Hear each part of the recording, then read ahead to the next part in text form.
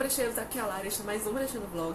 E a gente vai falar um pouco, sim, sobre as crianças do Planalto, que foi um caso que não tem solução até hoje e traz um mistério à cidade. E é um dos crimes mais enigmáticos. Então vocês acompanhem o vídeo até o final, deixe seu like, acesse o brechando.com e vejam o vídeo até o final. Primeiramente, a gente tem que explicar o que é o Planalto. O Planalto é um bairro que fica na Zona Oeste e ele faz divisa com o Pitbull, que é um dos poucos bairros da Zona Sul. Por muito tempo, o Planalto foi considerado Zona Sul, mas por questões urbanas ele foi modificado por lei para ficar na Zona Oeste, junto com Felipe Camarão, Guarapes, Cidade da Esperança, entre outros. E na época, no final dos anos 90, Guarapes era visto nos programas policiais como algo violento, perigoso, cheio de quadrilhas. Antônio Soares de Lima era o carroceiro aqui da fazenda, o criminoso. Só que ele saía com a esposa do seu Macaíba. É José Silva de Lima. Só que ele pensava que quem tinha dito para o seu Macaíba tinha sido o esposo dela, no caso Marcos. Ele dizia que se alguém dissesse daqui, ele matava. E ele pensou que tinha sido o Marcos que tinha falado para o seu pai. Exato. Pensou. E não foi o Marcos. Foi não. Não, ele realmente nunca me falou. Uma jovem, 16 anos, 3 no tórax. As marcas das balas ainda se encontram aqui. Essa criancinha estava junto com o Marcos. Viu quando tudo aconteceu. Você que estava junto com o Marcos, não era? Era. O que foi que o rapaz falou quando tentou matar? Ele disse desse jeito, eu vou matar você. Ia matar ele. Aí você falou o quê? Eu disse não matar, ele for. E esse elemento também já tem outros crimes. Ele matou 2 homens em Felipe Camarão. É muito perigoso. É muito ruim, muito bandido ele, os irmãos, tudo são bandidos, diz que não vale nada. E disse que também vai tirar a vida do seu esposo. E se falou que se ele ficasse na cadeia, eles vinham tirar a vida do meu esposo com a vida. As estradas para chegar no Planalto eram de barro e ou você podia ir de trem ou de barco e raramente tinha transporte público. Hoje ainda é raro, mas naquela época ainda era mais raro. E as casas eram muito humildes e muitos deles construíam suas casas de forma improvisada. E muitas dessas crianças elas se encontravam em situação de miséria, que a polícia nunca foi capaz de solucionar. A linha de investigação da polícia nunca foi revelada. A suspeita é que um casal andava pelo bairro selecionando as crianças, que em seguida eram raptadas e destinadas ao tráfico internacional de pessoas. Os raptos começaram em 1998 no bairro Planalto. Até agora, as 5 crianças continuam desaparecidas. O delegado Benhur Medeiros é o responsável pelas investigações desde 2012. Na linha de investigação da Polícia Civil está descartada a hipótese de que Jeffrey e Arlete são os principais suspeitos. O delegado-geral disse que foi esclarecida a relação deles. O sentimento no local era de que havia uma espécie de raptos de criança em sequência. A gente olhava para a cara da mãe, a gente via um sentimento de dor, a gente via um sofrimento que você percebia isso da alma. Em 98, Natal enfrentava um mistério sombrio que começava no bairro do Planalto, que foi palco de uma série de desaparecimentos que chocaram a cidade. Tudo começou com Moisés Alves da Silva, de apenas 1 ano e 7 meses, levando de sua casa enquanto a família dormia. Inicialmente, o desaparecimento de Moisés teve pouca repercussão, tanto na mídia quanto na polícia. No entanto, à medida que outras crianças começaram a desaparecer, a situação se tornou uma crise pública. Para pegar ele para dar comida, ele já não se encontrava mais na rede, ele já se encontrava já no meio do mundo. E deixaram só a roupinha dele e levaram ele com um bubu e uma fralda. Dona Francisca não teve mais saúde. A única recordação do pequeno é um quadro que ela toma nos braços quando a saudade aperta. Eu só era uma mulher feliz se ele estivesse junto com os outros aqui, tudo perto de mim. Eu era uma mulher feliz, mas eu não sou feliz nessa parte, porque eu sinto que está faltando ele. Santos, conhecida como Biba, é a mais velha dos desaparecidos e ela tinha 8 anos, 4 meses depois do caso Yuri. Então, aumentava cada vez mais o mistério.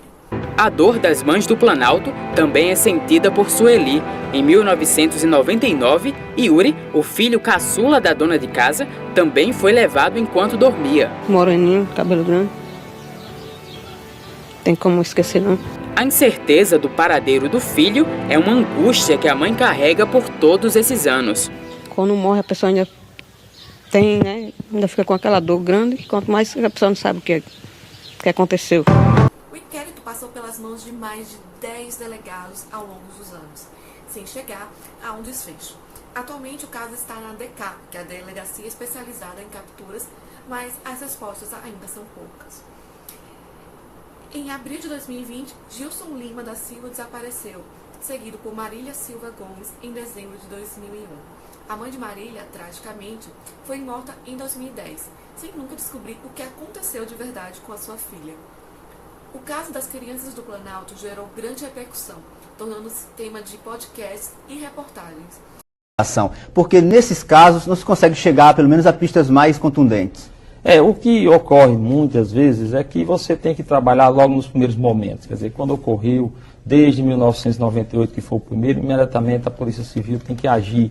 Porque nós sabemos que quanto mais o tempo passa, essas investigações ficam mais difíceis. Realmente, na calada da noite ou numa madrugada, você, como foram alguns casos, você retira uma criança que está dormindo em situações de insegurança, né, pela própria condição socioeconômica da própria família. Você entra num barraco, quer dizer, normalmente se tem porta nisso, apenas alguma coisa escorada, e tudo isso facilita a ação dessa criminalidade.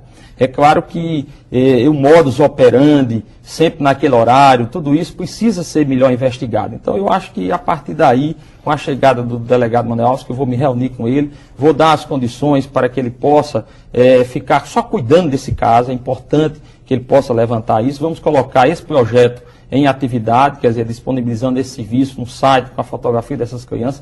Vamos apelar para a sociedade, para aquele que ainda, você que está no Planalto, que tem alguma coisa que ainda não disse à polícia, ligue para o 0800 84 29 99 e esse sigilo dessa fonte será assegurado, a ligação é gratuita, para que a gente possa, Geide, conseguir alguns detalhes.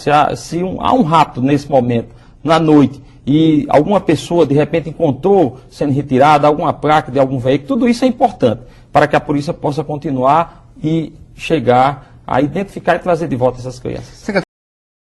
São muitas, quer dizer, você tem, de certa forma, algumas pessoas podem ter levadas para fazer adoção em outros estados da federação. Essa hipótese seria uma hipótese mais remota, por conta da compatibilidade genética, quer dizer, você de repente não escolhe a esmo para fazer esse transplante, que é complicado quando você vai fazer a própria adaptação do órgão a um outro. Mas tudo isso pode levar, inclusive, como disse a testemunha, quer dizer, a hipótese de pessoas até querendo ter levado essas crianças para fora do país, já que, de certa forma, as nossas fronteiras muitas vezes são desguarnecidas. Todas essas hipóteses não podem ser descartadas. A polícia não pode descartar nenhuma hipótese, tem que trabalhar diuturnamente, e eu lamento que ainda estes casos ainda estejam sem solução. O que nós podemos dizer é isso. O inquérito está em segredo de justiça, por isso não se pode revelar os demais suspeitos.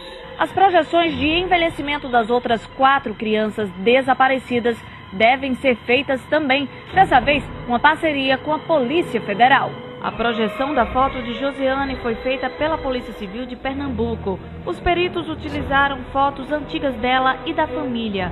O material ficou pronto em um mês. Precisamos agora de fotos de boa qualidade também das crianças e parentes para poder fazer, ou então uma tecnologia mais avançada para conseguir isso. O podcast Café com Crime dedicou 2 episódios para explorar essa tragédia.